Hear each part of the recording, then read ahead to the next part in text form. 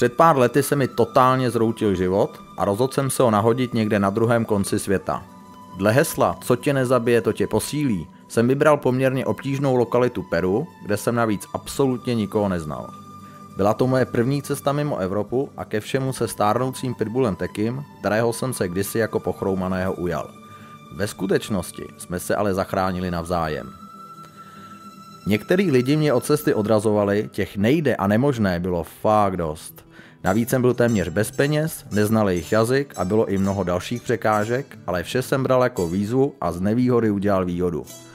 Cestovat jsem vždycky chtěl a se zlatou kartou to umí každej, takže jsem si vlastně plnil sen. Překážky jsou překonávání a když musíš, tak musíš. V Peru jsme strávili úžasných 8 měsíců a můj psí parťák asi jako jediný pilošský pes na světě viděl mimo jiné i legendární Machu Picchu. Po návratu domů nás čekalo opět nesmírně těžký období i zdravotní potíže a tak jsem se rozhodl zas vyrazit, tentokrát na Thajský ostrov.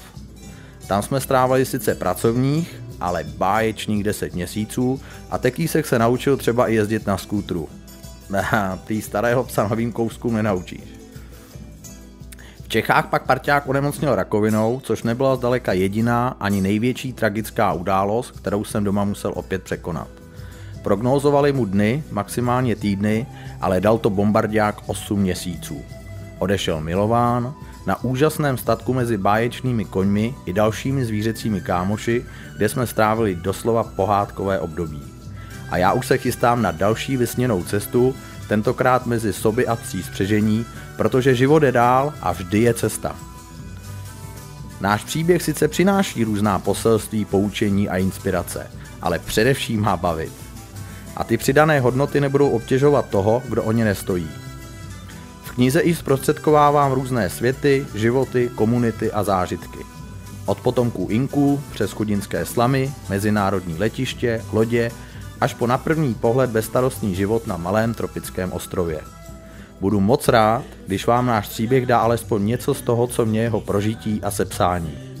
A budu se těšit, že se někdy setkáme, třeba až vám předám podepsanou knihu. Za váš zájem předem moc děkuju.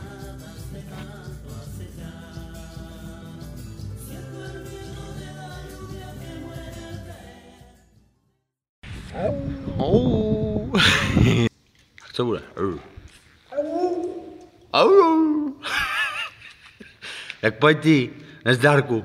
Jdeme. Pojď. Wow. Mám taky radost. A jo. Jen jim to všem řekni. Ty chceš rohlíček? Tak ale si běž na místečko. Ne. Na místečko? Ne, to není místečko. Kde je místečko? Kde je místečko? Ne. Kde je místečko? No, ten se vám tady mezi tím probudil, ale je nezdár. Ale no, máš to těžký, já vím. Tak, on to má těžký. Když nevíme, co by, kousneme do pána.